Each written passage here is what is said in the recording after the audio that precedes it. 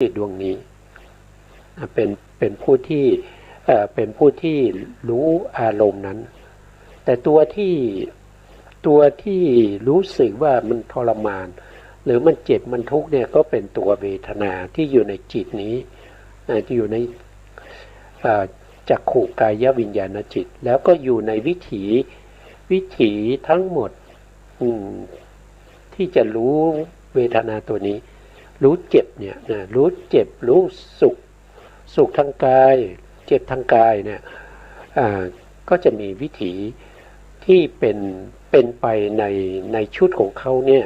ก็จะมีอยู่ทั้งหมด5วิถีด้วยกันในขณะที่เขาเอาไม้มาทุบเราหรือว่าไม้มาตีเราเนี่ยจิตที่รับรู้สึกได้ด้วยการประจักษ์แจ้งในการถูกกระทบด้วยไม้นั้นก็คือทุกขกายวิญญาณจิตดวงนี้หลังจากที่ถูกตีแล้วรู้สึกเจ็บแล้วเนี่ยเขาไม่ได้ตั้งอยู่นานนะครับจิตดวงนี้ไม่ได้ตั้งอยู่นานเลยเมื่อกระทบแล้วเนี่ยเขารับรู้อารมณ์แล้วเขาก็ดับไปโดยธรรมชาติของเขาดับไปแล้วสัมปติชนะก็เกิดขึ้นสัมปติชนะก็รับอารมณ์ที่เจ็บนั้นมานะครับแล้วก็ตั้งอยู่นิดเดียวแล้วก็ดับไปส่งต่อไปให้สันติแล้วนะสันติแล้วนะก็จะรับความเจ็บปวดนั้นมาอีกนะครับเมื่อรับมาแล้ว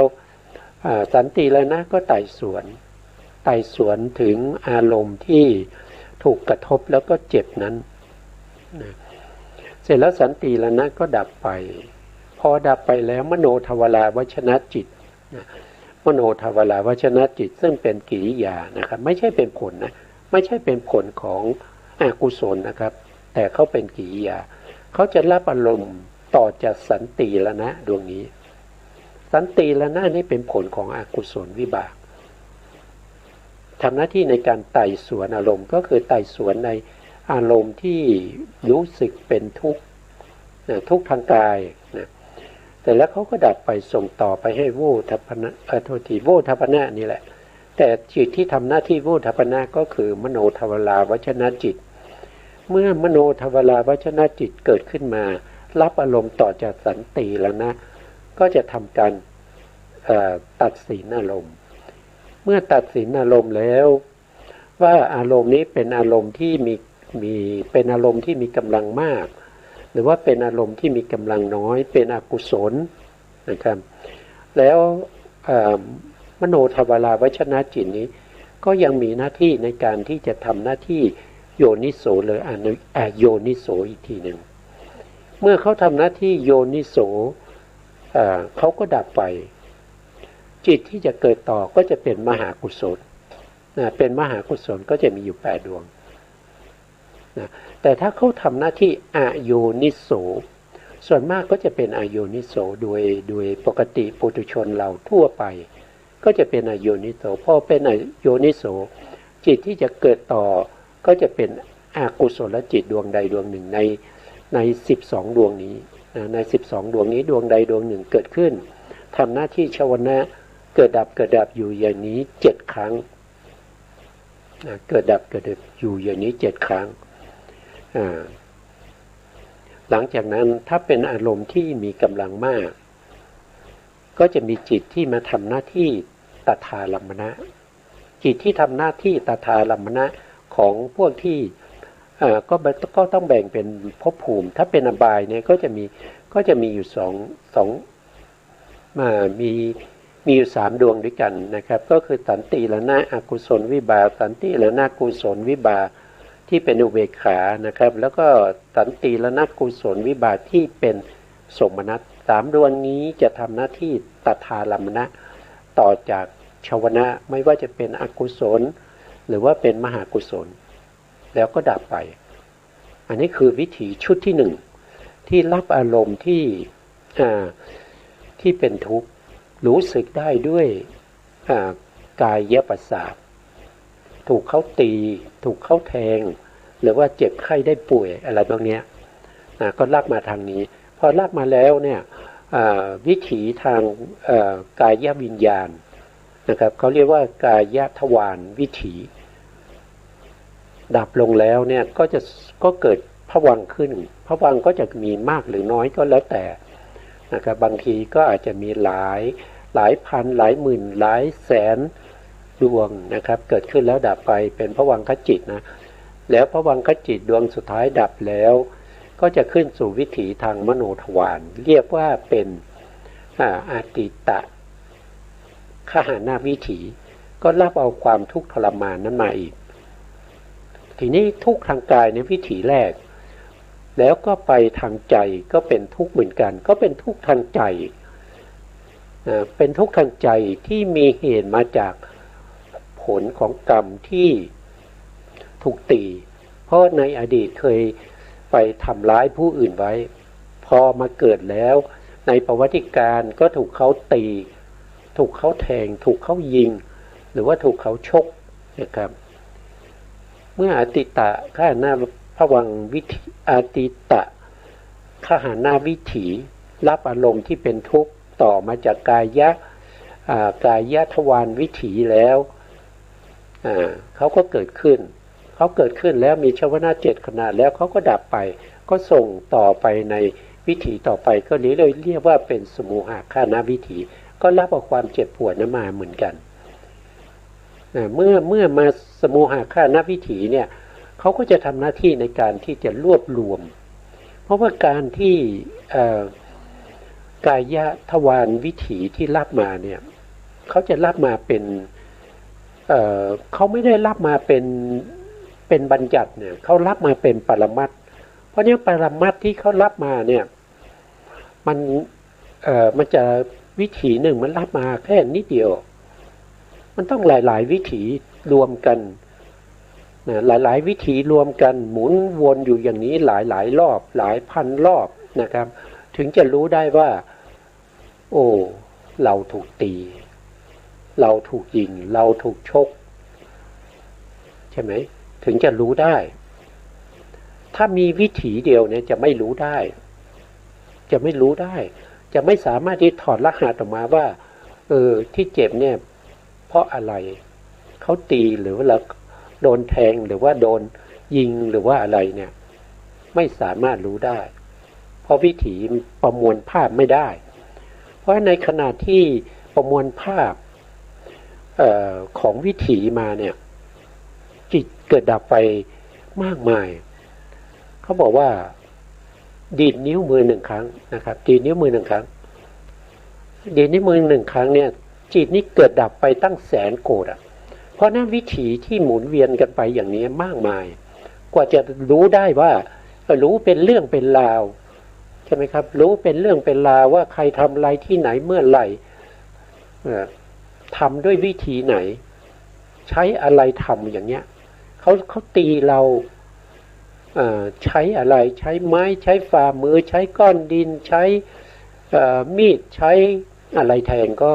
จะรู้ได้เมื่อวิถีนั้นผ่านไปหลายวิถีวนเวียนอยู่อย่างนี้สามารถที่จะถอดรหัสออกมาให้รู้เป็นเรื่องเป็นราวได้อันนี้เป็นเรื่องของจิตที่ทำหน้าที่ไปรับผลของอกุศลแต่ถ้าจิตที่ทำหน้าที่ในการรับผลของกุศลก็จะต้องเป็นแถวที่สองตรงนี้นะครับแถวที่สองนี้เราจะเรียกว่าเป็นอเหตุกะกุศลวิบากนะครับก็เช่นเดียวกันก็จะมีได้เห็นดวงแรกนี่ก็เป็นจักขุวิญญาณที่จะได้เห็นสิ่งที่ดีๆสวยๆงามๆแต่ถ้าเป็นข้างบนเนี่ยเป็นอกุศลเนี่ยก็ได้เห็นสิ่งที่ไม่ดีไม่งามที่เป็นไปเราเห็นแล้วก็จะเกิดโทสะเนี่ยเพราะมันไม่ดีไม่สวยไม่ถูกใจแต่ข้างล่างนี้จะเห็นดีเห็นงามเป็นผลของกุศลเห็นแล้วเราก็จะเกิดเป็นโลภะยินดีพอใจอย่างเนี้ยมันไม่พ้นไปจากจิตของเราที่จะไหลไปในอกุศลเลยนะดวงที่สองนะครับดวงที่สองก็เป็นโสตวิญญาณก็คือได้ยินเสียงที่ดีๆฟังเสียงที่ไพเราะพูดจาอ่อนหวานนะครับก็จะเป็นโสตวิญญาณ ที่เป็นผลของกุศลเรียกว่าอาเหตุกะกุศลวิบากแต่ข้างบนก็ฟังเสียงที่ไม่ดีก็เป็นผลของกรรมแต่เป็นผลของอกุศลกรรมต่อมาก็จะเป็นดวงที่สามดวงที่สามก็คือฆานวิญญาณดวงข้างล่างก็จะเป็นอาเหตุกะกุศลวิบากได้กลิ่นดีๆกลิ่นที่เราชอบแต่ดวงข้างบนเป็นกลิ่นที่ไม่ดีได้กลิ่นแล้วก็ไม่พอใจเพราะเราไม่ถูกใจไม่ชอบใจนะต่อไปนะครับดวงที่สี่ก็ชิวหาวิญญาณก็คือรับรสข้างล่างเป็นอาเหตุกะกุศลวิบากก็จะได้รสที่ดีๆนะครับแต่ข้างบนเนี่ยได้รสไม่ดีเพราะเป็นอกุศลวิบากนะต่อมาดวงที่ห้าก็เป็นกายวิญญาณข้างล่างเป็นสุขกายวิญญาณดวงนี้เป็นสุขกายวิญญาณเพราะเป็นอาเหตุกะกุศลวิบากนะข้างบนเป็นทุกขกายวิญญาณก็เป็นอกุศลนะอกุศลวิบากนะแล้วก็มีสัมปติชนะสันติรณะที่เป็นอุเบกขาแล้วก็มีสันติรณะที่เป็นสมนัตสันติรณะในอกุศลอาเหตุกะกุศลวิบากมีสองดวงนั่นก็คือสันติรณะที่เป็นอุเบกขาก็คือรับอารมณ์ที่ธรรมดานะครับไม่ถึงกับดีแล้วก็ไม่ถึงกับเสียนะเป็นธรรมดาเป็นอุเบกขาถ้าอารมณ์นั้นเป็นอารมณ์ที่ไม่ดีก็ข้างบนนะก็เป็นอุเบกขาเหมือนกันแต่ดวงข้างบนนี้เป็นสันติรณะอกุศลวิบากนะครับดวงนี้แต่ถ้ารับอารมณ์ที่ดีก็จะต้องเป็นสันติรณะสมนัตนะครับตรงนี้สันติรณะอาเหตุกะกุศลวิบากที่มีเวทนาเป็นสมนัตอันนี้เป็นผลของอะไรเป็นผลของกรรมนะคือเป็นวิญญาณสังขารเป็นตรงนี้ก็ได้เนี่ยสังขารนี่เป็นปัจจัยให้เกิดวิญญาณตัวนี้มีทั้งในขณะที่เราเกิดและหลังจากที่เราเกิดแล้วตอนนี้เราก็พูดถึงหลังจากที่เราเกิดแล้วนั่นก็คือเป็นไปในประวัติการก็คือได้เห็นได้ยินได้กลิ่นได้รสได้สัมผัสนะครับแล้วก็สัมปติชนะสันติรณะพวกนี้เป็นผลของสังขารนะครับเพราะเป็นวิญญาณนอกจากนั้นก็ยังมีนะครับก็ยังมีตรงนี้อีกนะครับตรงนี้มหาวิบากในประวัติการเขาก็ทำหน้าที่ภวังคจิตรักษาภพชาติแล้วเขายังทำหน้าที่ตถาลัมมนะอีกตถาลัมมนะก็คือรับอารมณ์ต่อจากชวนะถ้าชวนะที่เป็นกุศลมีเวทนาที่เป็นสมนัตจิตที่เป็นมหาวิบากที่จะรับมันก็ต้องเป็นสมนัตต้องเป็นสมนัตถ้าเป็นวิถีที่มีเวทนาเป็นอุเบกขาจิตที่จะมารับก็จะต้องเป็นอุเบกขามหาวิบากแถวที่หนึ่งข้างบนสีเขียวเนี่ยนะครับเนี่ยตรงนี้นะครับมีอยู่สี่ดวงนี้มีเวทนาเป็นสมนัตข้างล่างมีเวทนาเป็นอุเบกขาก็สี่ดวงเหมือนกันก็จะเป็นอย่างนี้ถ้าไปเกิดเป็นพรหมแล้วเกิดเป็นพรหมแล้วเนี่ยไม่มีใครที่จะสามารถจะมาทุบมาตีได้ทุบตีไม่ได้พรหมนี้จะไม่มีการรับกลิ่นเขาไม่มีประสาทจมูกเขาไม่มีเขาไม่มีฆานวิญญาณคือเขาไม่มีจิตที่จะเป็นรับรู้กลิ่นเขาไม่มีฆานประสาทเขาไม่มีชิวหาประสาทแล้วไม่มีชิวหาวิญญาณไปรับรสเขาไม่มีกายประสาทแล้วกายวิญญาณไปรับโผฏฐัพพารมณ์ไม่มีพวกที่เป็นพรหมเพราะนั้นพรหมนี้ก็จะมีวิบาก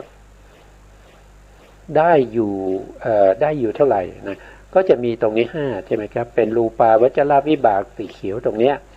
ก็เป็นจิตที่นำเกิดอันนั้นเราพูดไปแล้วแล้วก็จิตที่ทำหน้าที่ตายนั่นก็คือจุติเราก็ไม่ต้องพูดถึงเราก็พูดถึงว่าในประวัติการตั้งแต่ละเขาเกิดมาแล้วเนี่ย จิตพวกนี้ก็จะทำหน้าที่ภวังคจิตรักษาภพชาติให้เขายังอยู่ได้ไม่ให้เสียชีวิตก่อนอายุสมควรแก่อายุสมควรแก่กรรมนั้นด้วยภวังคจิตนะครับที่เรียกว่ารูปาวจรวิปากจิต5เป็นผู้รักษาไว้แล้วนอกจากนั้นในปกตินะครับพวกที่เป็นพรหมเนี่ยที่เป็นรูปประพรหมเนี่ยก็ยังมีการเห็นนะครับมีการเห็นมีจักขูวิญญาณทั้งที่เป็นอกุศลวิบากก็เห็นในสิ่งที่ไม่ดีก็ได้นะเป็นกุศลวิบากก็เห็นสิ่งดีๆก็ได้นี่มีอยู่นะครับแล้วก็โสตวิญญาณนะก็มี2 ดวงนะโสตวิญญาณก็ที่รับอารมณ์ที่ไม่ดีก็เป็นอกุศลวิบากถ้ารับอารมณ์ที่ดีก็เป็นกุศลวิบากนะครับก็จะมีตรงนี้4นะครับคานะไม่มีนะครับคานะไม่มีสำหรับพรหมชิวหาไม่มีสำหรับพรหมกายะก็ไม่มีสำหรับพรหมสัมปติชนะมีไหมมีนะครับเพราะสัมปติชนะจะต้องทำหน้าที่รับอารมณ์ต่อจากจักขูวิญญาณหรือโสตวิญญาณนะสันติรณะมีไหมมีสันติรณะรับอารมณ์ต่อจากสัมปติชนะสัมปติชนะก็รับจากจักขูวิญญาณกับโสตวิญญาณตรงนี้ก็ได้เท่าไหร่ได้4ตรงนี้อีก5ก็เป็น9นะครับ9แล้วตรงนี้อีก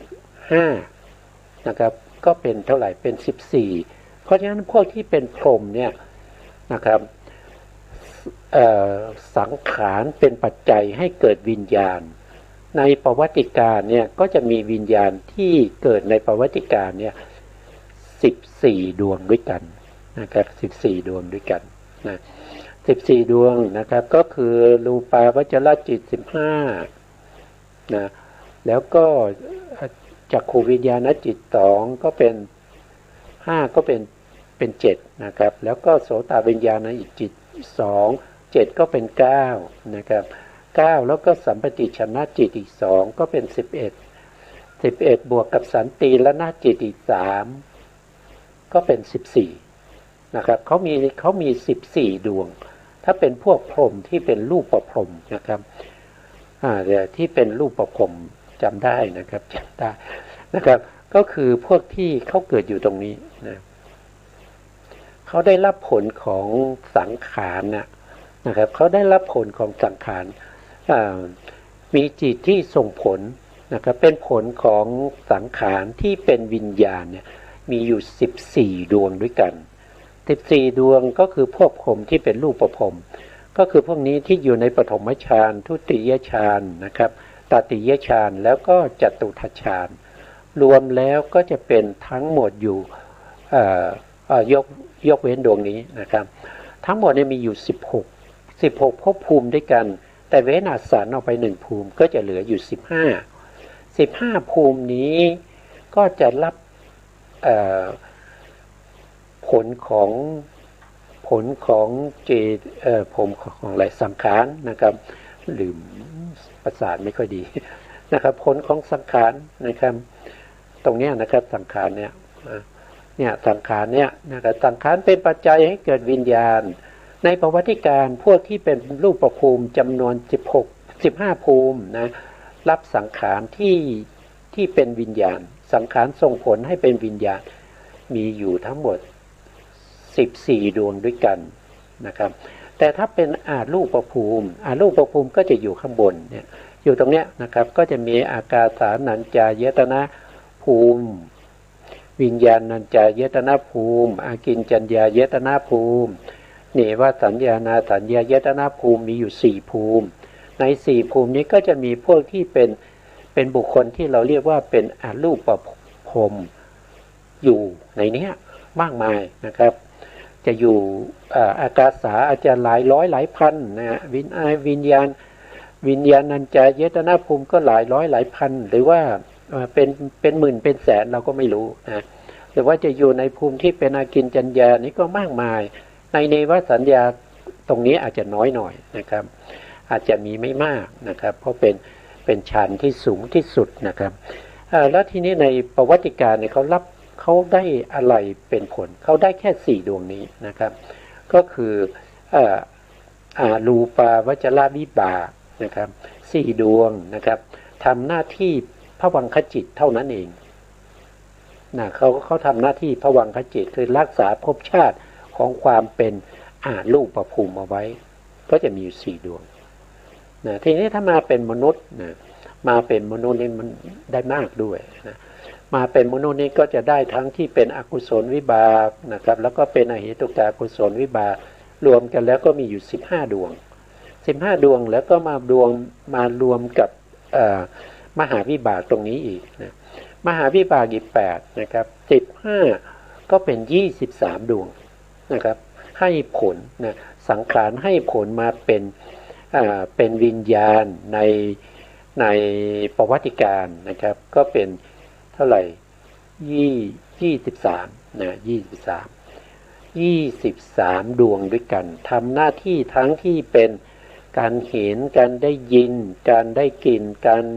ได้รสการถูกต้องสัมผัสการรับอารมณ์นะครับสัมปติชนะสันติรณะไต่สวนอารมณ์แล้วก็มหากุศลทำหน้าที่ภวังคจิตรักษาภพชาติแล้วก็ทำหน้าที่ตถาด้วยรวมแล้วก็ได้อยู่23ดวงให้ผลในประวัติการนะครับอันนี้ก็เราก็พูดทั้งปฏิสนธิการและก็ประวัติการไปแล้วนะครับต่อไปเราก็จะพูดในข้อต่อไปนะครับข้อต่อมานะครับข้อต่อมาก็คือวิญญาณนะวิญญาณนี้ก็จากเดิมเนี่ยเป็นอะไรเป็นปัจจุบันก็คือเป็นผลของสังขารเป็นเหตุเป็นปัจจัยให้เกิดวิญญาณทีนี้วิญญาณก็เป็นเหตุเป็นปัจจัยให้เกิดนามรูปอีกมาเกิดนามรูปอีกวิญญาณจากเดิมเป็นผลตอนนี้กลายเป็นปัจจัยละเป็นปัจจัยส่งผลให้เกิดนามและรูปนามในที่นี้ก็หมายถึงเจตสิกที่ประกอบอยู่ในวิญญาณวิญญาณคือจิตที่ว่าก็คือได้แก่วิปากจิตทั้งหลายจิตที่นำเกิดจิตที่เป็นทวิปัญจวิญญาณจิต10เหล่านั้นที่ในประวัติการที่เกิดขึ้นมาแล้วก็เป็นเหตุเป็นปัจจัยให้เกิดนามในที่นี้ก็หมายถึงเจตสิกรูปคืออะไรรูปก็คือกรรมชรูปกรรมชรูปที่เกิดในปฏิสนธิการนะครับเกิดร่วมกับจิตที่เป็นปฏิสนธิจิตก็เป็นวิญญาณเพราะฉะนั้นวิญญาณเป็นปัจจัยให้เกิดนามรูปได้แก่เจตสิกแล้วก็ปฏิสนธิจิต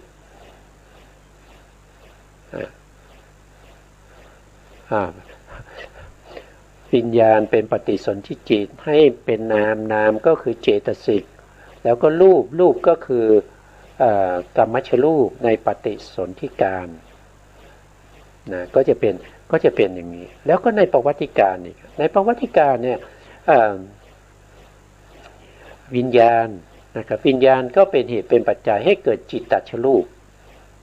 อย่างเช่นจักขุวิญญาณเราก็ไปดูแผนภูมิ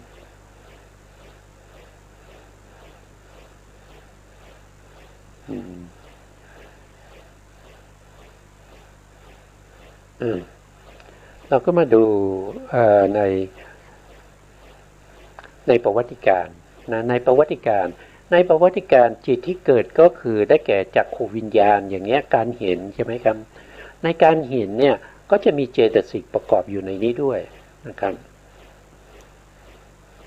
เนี่ยจักขุวิญญาณก็มีเจตสิกประกอบอย่างน้อย7ดวง7ดวงนี้เรียกว่าเป็นนามแต่ตัวจิตนี้เป็นวิญญาณเมื่อมีวิญญาณทำให้เกิดนามก็คือเจตสิกที่ประกอบอยู่ในวิญญาณนั้นนะวิญญาณเป็นเหตุทำให้เกิดเจตสิกประกอบอีก7ดวงแล้วในขณะนั้นนะครับทวิปัญจวิญญาณจิตไม่ทำให้จิตตชรูปเกิดนะครับจิตที่ทำให้จิตตชรูปเกิดก็จะมีสัมปติชนะ2สันติรณะจิต3นะครับแล้วก็มหาวิปากจิต8พวกนี้สามารถที่จะทำให้จิตตชรูปเกิด นั่นก็แสดงว่าวิญญาณเป็นเหตุเป็นปัจจัยให้เกิดรูปแต่ในปฏิสนธิการในขณะที่เขาเกิดขึ้นครั้งแรกเนี่ยเขาเป็นเหตุเป็นปัจจัยให้เกิดกัมมัชรูปแต่ในปวัติการเนี่ยเขาไม่ได้เป็นเหตุเป็นปัจจัยให้เกิดกัมมัชรูปแต่เขาเป็นเหตุเป็นปัจจัยให้เกิดจิตตชรูปก็รูปเหมือนกันแต่เป็นรูปคนละหมวดก็จะเป็นลักษณะอย่างนี้นะครับเราก็ได้4ข้อแล้วอวิชชาคือความไม่รู้เป็นปัจจัยให้เกิดการกระทำการกระทำนั้นเราเรียกว่าสังขารเมื่อมีการกระทำที่เป็นบุญเป็นบาปแล้วก็ส่งผลให้เรามาเกิดถ้าเป็นบาปก็ไปเกิดในอบายถ้าเป็นบุญก็มาเกิดในกามสุคติภูมิเจ็ดถ้าเป็นสังขารประเภทที่เป็นมโนกรรมได้ฌานนะครับก็ไปเกิดเป็นรูปภพหรืออรูปภพนะแล้วก็วิญญาณก็เป็นปัจจัยให้เกิดนามรูปนะก็เกี่ยวเนื่องกันมาอย่างนี้นะครับต่อไปนามรูปก็เป็นปัจจัยให้เกิดสลายตนะสลายตนะคืออะไรนะครับเราก็ศึกษามาแล้วนะครับมาตรงเนี่ยอายตนะ12ที่เราศึกษาไปครั้งก่อนนู้นนะครับอายตนะ12ก็จะอายตนะก็คือเครื่องต่อบ่อเกิดที่ประชุมที่เราศึกษากันไปอายตนะมีอยู่12นั้นเราก็มาดูในแผนภูมินะในแผนภูมิอายตนะ12มีอะไรบ้างนะหนึ่งก็คืออายตนะประเภทที่เป็นรูปก่อนนะครับอายตนะที่เป็นรูปก่อนนะครับก็จะมีจักขายตนะนะก็คือได้แก่จักขุประสาทแล้วก็คู่กับรูปายตนะก็คือสีสันวรรณะก็คือจักขุเนี่ยเป็นเหตุเป็นปัจจัยกระทบกับสีทำให้เกิดจักขุวิญญาณนั้นเป็นมนายตนะก็ได้อายตนะมา3ได้มา3แล้วนะต่อไปก็คือโสตประสาทก็เป็นโสตายตนะแล้วก็สัทธารมก็คือเสียงก็เป็นสัทธายตนะก็ได้อายตนะมาตรงนี้อีก2บวกกับโสตวิญญาณก็เป็นมนายตนะก็มาซ้ำกับจักขุก็เป็นมนายตนะก็นับแค่1พอนะครับเพราะฉะนั้นตรงนี้เราก็ได้อายตนะมา5แล้วนะครับตรงนี้เราได้5แล้วต่อไปคู่ต่อไปนะครับก็คือคานประสาทก็คือประสาทจมูกคู่กับคันธารมคือกลิ่นคันธารมก็เป็นคันธายตนะก็ได้อายตนะมาอีก2บวกกับ5ก็เป็น7นะอายตนะ2บวกกับ5ก็เป็น7ตรงนี้ก็มีคณะวิญญาณด้วยคณะวิญญาณเป็นมนายตนะก็3ก็ไม่นับก็นับแค่7นะครับนับ7นะต่อไปก็เป็นชิวหาประสาทคู่กับรักษาลมก็เป็นรสนะครับรักษาลมเป็นรักษายตนะชิวหาประสาทหรือชิวหายตนะนะครับได้ตรงนี้มาอีก1คู่นะครับจิตไม่นับนะเพราะมนายตนะเหมือนกันนะครับก็จะได้เท่าไหร่ก็จะได้8บวกกับมนายตนะอีก1ก็เป็น9นะก็เป็น9แล้วนะครับต่อไป10ก็คือกายประสาทก็เป็นกายายตนะคู่กับโพธพายตนะนะ9บวกอีก2นะครับก็เป็น11นะก็เป็น11แล้วตรงนี้มี12นะ12ก็คือธรรมายตนะธรรมายตนะองค์ธรรมก็คือได้แก่เจตสิกนะเจตสิกทั้งหมดเนี่ยเป็นธรรมายตนะเจตสิก52แล้วก็สุขุมรูปนะสุขุมรูป16แล้วก็นิพพานเป็นธรรมายตนะนะแต่นิพพานเราไม่นำมาเป็นอารมณ์ของวิปัสสนาก็ตัดออกไปเพราะฉะนั้นอายตนะก็จะเหลืออยู่12เว้นนิพพานนะเพราะมนายตนะคือจิตทั้งหมดนะครับ คือจิตทั้งหมดเป็นมนายตนะจิตทั้งหมดนี้เป็นมนายตนะแต่ในโลกุตระจิตเราไม่เอานะครับเพราะว่าไม่สามารถนำมาเป็นอารมณ์ของวิปัสสนาได้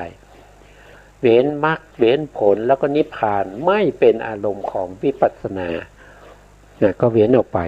นะครับอายตนะก็ได้มาครบแล้ว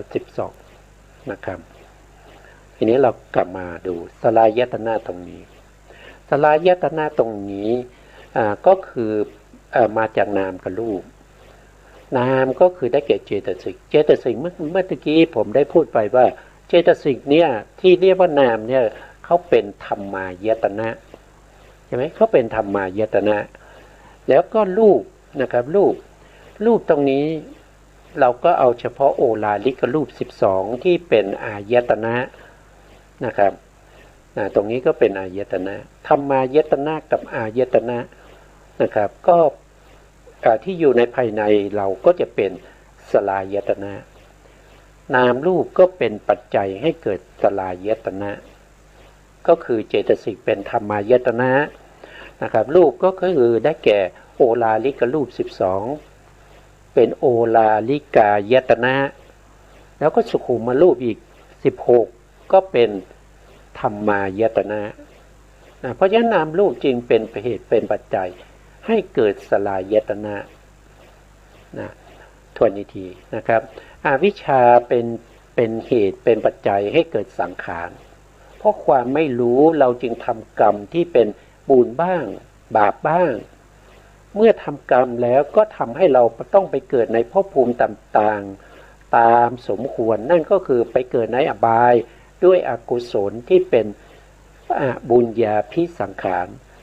ในส่วนที่เป็นบุญก็เป็นบุญญาภิสังขารก็มาเกิดในการมัสุคติภูมิ7แล้วก็รูปภูมิถ้าเป็นอาเนนชาภิสังขารก็ไปเกิดเป็นรูปภูมิไปด้วย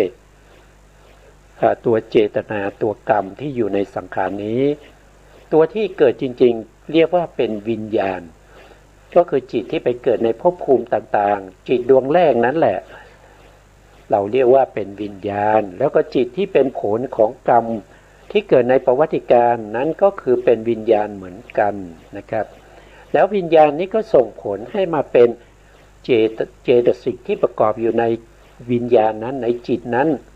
นะครับแล้วก็รูปก็คือในปฏิสนธิการก็จะเกิดพร้อมกับวิญญาณนั่นก็คือได้แก่กรรมชรูปในประวัติการรูปก็คือมุ่งหมายเอาเฉพาะจิตตาชรูปก็คือรูปที่เกิดจากจิตนั้นก็คือวิญญาณเพราะฉะนั้นวิญญาณก็เป็นเหตุเป็นปัจจัยให้เกิดนามรูปก็เป็นเหตุเป็นปัจจัยให้เกิดสลายตนะสลายตนะก็คือได้แก่โอลาลิกรูป12แล้วก็สุขุมรูปแล้วก็เจตสิกพร้อมทั้งจิตด้วยเป็นมนายตนะนะครับก็ส่งผลมาเป็นสลายตนะก็คืออายตนะภายในก็คือหมายถึงว่าภายในตัวเรานะเราไม่ยุ่งกับอายตนะของผู้อื่นนะก็เป็นของภายก็เป็นของภายใน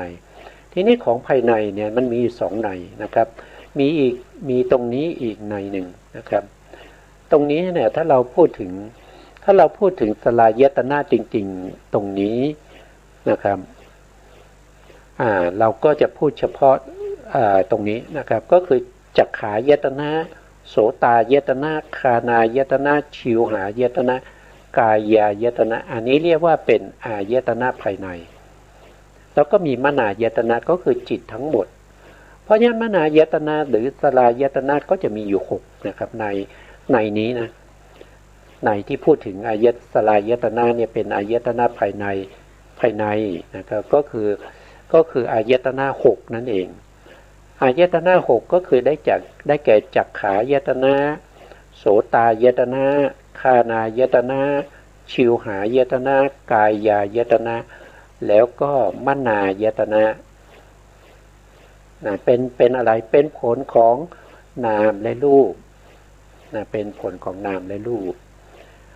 ต่อไปนะครับต่อไปก็สลายตนะก็เป็นผลให้เกิดผัสสะ เป็นผลให้เกิดผัสสะสลายตนะคืออายตนะภายในอายตนะภายในกระทบกับอายตนะภายนอกแล้วก็มีมนายตนะเกิดขึ้นธรรมะสามอย่างนี้ประชุมกันจุดที่เขาประชุมนั้นเราเรียกว่าผัสสะเราเรียกว่าเป็นผัสสะ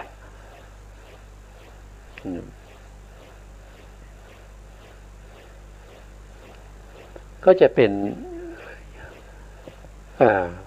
ตอนนี้เรากำลังพูดถึงผัสสะนะครับผัสสะเนี่ยสภาวะธรรมของเขาเนี่ยเขาไม่ใช่เจตสิกตัวเดียวโดดๆแต่เจตสิกที่เราพูดถึงเนี่ยมันคือการประชุมของธรรมสามอย่างเนี่ยเจตสิกดวงเนี่ยเจตสิกดวงนี้คือการประชุมกันของธรรมะสามอย่างไม่ใช่เฉพาะว่าเป็นเจตสิกดวงหนึ่งไม่ใช่เจตสิกดวงหนึ่งเนี่ยเป็นชื่อเป็นสื่อความหมายที่เข้าใจได้ง่ายแต่ถ้าพูดถึงสภาวธรรมของผัสสะเนี่ยก็คือหมายถึงว่าธรรมะสามอย่างประชุมกันณจุดไหนจุดนั้นที่เขาประชุมกันนั้นเรียกว่าเป็นผัสสะธรรมะสามอย่างประชุมกันก็คือได้แก่อะไรก็ต้องมาดูที่ตรงนี้นะอย่างเช่นเมื่อมีรูปนะพระสูตรมีเยอะนะครับอาศัยรูปอาศัยตาอาศัย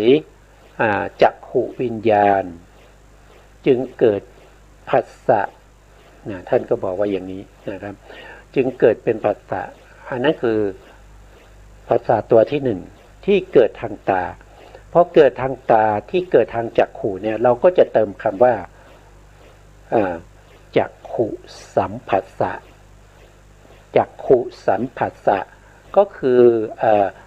การประชุมกันของจักขุประสาทรูปารมณ์แล้วก็จักขุวิญญาณจุดที่ประชุมเรียกว่าเป็นผัสสะผัสสะนี้เกิดจากจักขุวิญญาณแล้วก็จักขุประสาทรูปารมณ์เรียกว่าเป็นจักขุสัมผัสสะจักขุสัมผัสสะคู่ที่สองก็คือธรรมะชุดที่สามนะครับก็คือโสตประสาทกระทบกับสัทธารมณ์แล้วก็มีโสตวิญญาณเกิดขึ้นณจุดนั้นเราก็จะเรียกว่าผัสสะที่เกิดจากโสตะเราก็จะเรียกว่าโสตสัมผัสสะชุดต่อไปก็คือคานาประสาทกระทบกับคันธารมณ์เกิดเป็นคานาวิญญาณจุดที่กระทบกันเป็นผัสสะนั้นเราเรียกว่าคานะสัมผัสสะอันนี้ก็ชุดที่สามชุดที่สี่ก็คือชิวหาประสาทกระทบกับรัสสาลมแล้วเกิดเป็นชิวหาวิญญาณธรรมะสามอย่างที่เขาประชุมกันตรงนั้นก็จะเรียกว่าเป็นชิวหาสัมผัสสะคู่ที่ห้านะครับก็คือกายะประสาทกระทบกับโพธพารมณ์เกิดกายวิญญาณธรรมะสามอย่างประชุมกันก็เป็นผัสสะเรียกว่ากายสัมผัสสะก็จะได้ห้าทางใจนะครับทางใจต่อไปทางใจท่านก็บอกว่าอาศัยใจอาศัยใจก็คือภวังคจิตเหล่านี้แหละนะครับภวังคจิตเนี่ยเขามีอารมณ์เก่าเขารับอารมณ์เก่ารับมาจากมรณาสันนการในภพก่อนเมื่อใกล้จะตายนะครับเมื่อใกล้จะตายวิธีสุดท้ายรับอารมณ์อะไรภวังคจิตที่ในภพใหม่นี้จะมีอารมณ์อย่างนั้นหมดเลยทำหน้าที่ภวังค์ปฏิสนธิภวังคจิตแล้วก็จุติจิตมีอารมณ์เดียวกันกับอารมณ์สุดท้ายที่เรารับมาจากภพก่อนนะคือภพที่ต่อกับภพนี้ในภพก่อนที่เป็นอดีตรับอารมณ์นั้นมาพอรับอารมณ์นั้นมาเนี่ย เมื่อจิตพวกนี้เกิดขึ้นเรียกว่าเป็นภวังคจิตเขาก็จะมีอารมณ์ตัวนั้นแต่เมื่อธรรมารมณ์นะครับธรรมารมณ์ก็คืออารมณ์ทางอารมณ์ทางใจ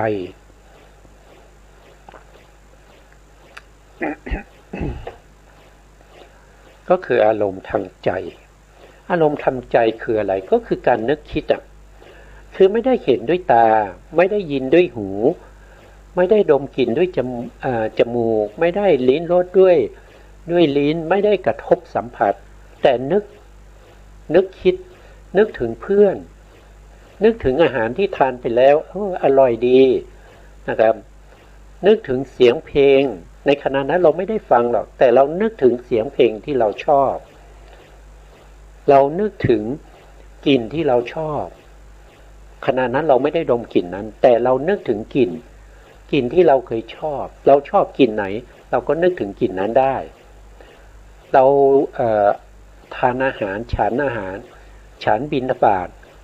แล้วมีความรู้สึกอร่อยชอบใจขณะนี้เราไม่ได้ฉันแต่เรานึกได้เหมือนกับเรากำลังฉันอยู่เลยนะหรือว่าในขณะนี้เราไม่ได้กระทบหรือว่าเราไม่ได้นอนนะครับเราไม่ได้นอนอยู่บนเบาะนะครับเรากำลังนั่งอยู่แต่เรานึกถึงเราเมื่อคืนนี้นอนสบายเนี่ยนอนบนเบาะนุ่มจังเลยเนี่ยนึกได้อันนี้ประเภทนี้เรียกว่าเป็นธรรมารมณ์เป็นธรรมารมณ์ทีนี้ธรรมารมณ์เนี่ยก็มากระทบกับภวังคจิตกระทบกับภวังคจิตพอกระทบกับภวังคจิตภวังคจิตก็จะหลุดไปก็จะมีจิตใหม่เกิดขึ้นรับอารมณ์ใหม่รับอารมณ์ที่เป็นสิ่งที่เรานึกคิดนะครับเมื่อรับอารมณ์ใหม่ธรรมารมณ์นะครับแล้วก็ภวังคจิตที่ขาดไปแล้วก็จิตดวงใหม่เกิดขึ้นณจุดนั้นนะครับก็จะเรียกว่าเป็นมโนสัมผัสสะทางใจเนี่ยจะรวดเร็วนะครับเพราะฉะนั้นทางใจเนี่ยบางทีจินตนาการไม่ทันคิดยากนะครับแต่เขาจะเป็นลักษณะอย่างนี้ภวังคจิตแล้วก็จิตในภพใหม่นี้ที่รับอารมณ์ที่นึกคิดที่เรานึกคิดไปเป็นธรรมอารมณ์เนี่ยธรรมะ3อย่างประชุมกันอย่างนี้เราก็จะเรียกตรงนั้นว่าเป็นมโนสัมผัสสะนะก็ได้ภาษามาครบนะครับภาษาก็จะมีอยู่6อย่างเป็นไปในทวารทั้ง6นะครับเป็นจักขุสัมผัสสะเป็นไปทางตาโสตสัมผัสสะเป็นไปทางหูคานะสัมผัสสะเป็นไปทางจมูกชิวหาสัมผัสสะเป็นไปทางลิ้นกายสัมผัสสะเป็นไปในทางกายแล้วก็มโนสัมผัสสะก็เป็นไปทางใจก็เป็นภาษามาจากไหนภาษาก็เพราะว่าเรามีสลายตนะถ้าเราไม่มีสลายตนะเราก็จะไม่มีภาษาใช่ไหมครับทำไมเราไม่มีสลายตนะก็เพราะว่าเราไม่มีนามรูปทำไมไม่มีนามรูปก็เพราะว่าวิญญาณดับทำไมวิญญาณดับก็สังขารดับสังขารทำไมดับแล้วก็อวิชชาดับอวิชชาดับเพราะอะไรก็เพราะว่าเรามีวิชาใช่ไหมครับเรามีวิชาพอเรามีวิชาอวิชชาก็ดับพออวิชชาดับสังขารก็ดับวิญญาณก็ดับนามรูปก็ดับสลายตนะก็ดับผัสสะก็ดับแต่กว่าจะถึงตรงนั้นก็ขึ้นอยู่กับบารมีนะครับแต่ละท่านนะทีนี้เมื่อมีผัสสะเกิดขึ้นแล้วนะผัสสะก็เป็นเหตุเป็นปัจจัยนะครับเป็นเหตุเป็นปัจจัยให้เกิดเวทนาก็จะมีทั้งที่ว่าโดยย่อๆก็3ใช่ไหมเสวยอารมณ์ที่เป็นสุขก็มีเป็นทุกข์ก็มีเป็นอุเบกขาก็มีเพราะฉะนั้นเวทนาก็จะ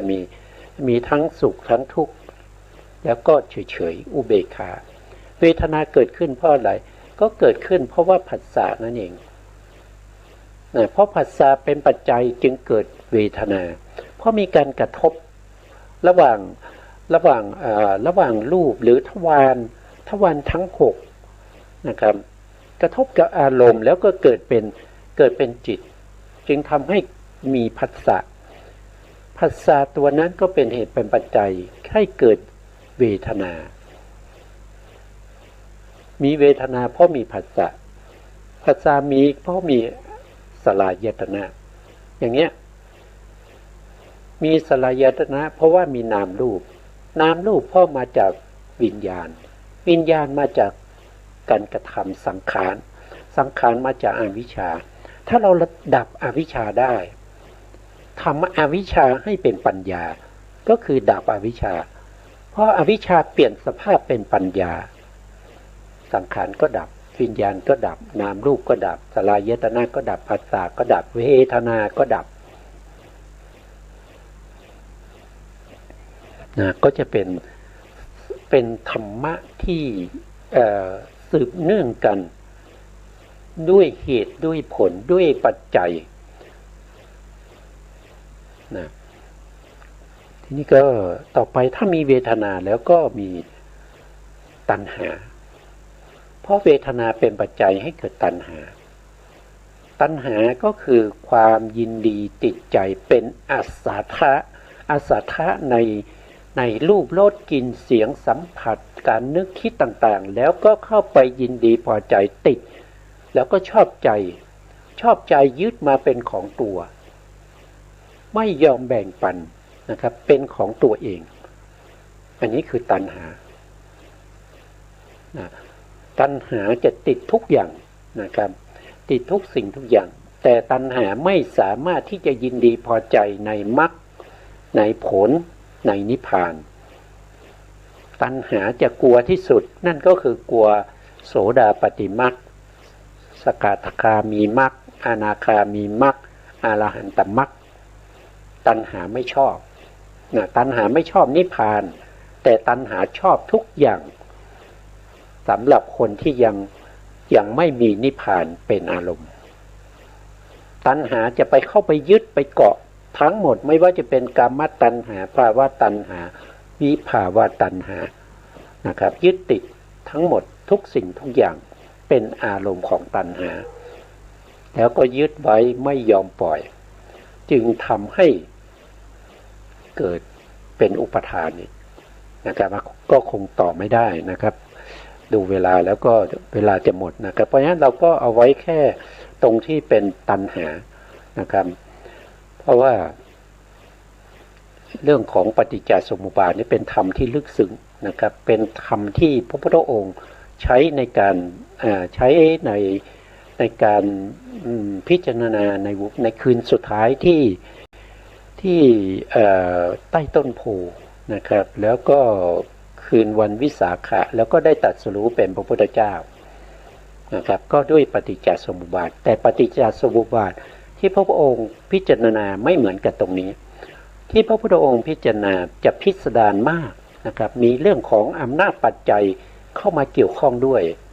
แต่นี้เราพูดเฉพาะตัวองค์ธรรมเท่านั้นเองแต่อำนาจปัจจัยที่ทำให้อวิชชาเนี่ยอยู่ๆเนี่ยอวิชชาที่จะกลายเป็นสังขารเนี่ยด้วยอำนาจอะไรนะครับด้วยอำนาจปัจจัยอะไรด้วยเหตุปัจจัยที่พิสดารมากมายอันนั้นเป็นปัญญาของพระพุทธเจ้านะครับสุดท้ายนี้ขอบพระคุณพระครูสมุทรวิสุวัฒน์วรกิจโจผู้อำนวยการสถานีวิทยุเพื่อการศึกษาพระพุทธศาสนาและวัฒนธรรม FM 104.5 เมกะเฮิรตซ์วัดฝายหินจังหวัดเชียงใหม่กับขอบพระคุณพระครูปริยัติยานุศาสตร์ขอบคุณท่านผู้ฟังและผู้ชมทุกท่านที่ติดตามในรายการพระไตรปิฎกลอยฟ้าวันนี้เวลาหมดลาไปก่อนครับพบกันใหม่ในโอกาสต่อไปครับสวัสดีครั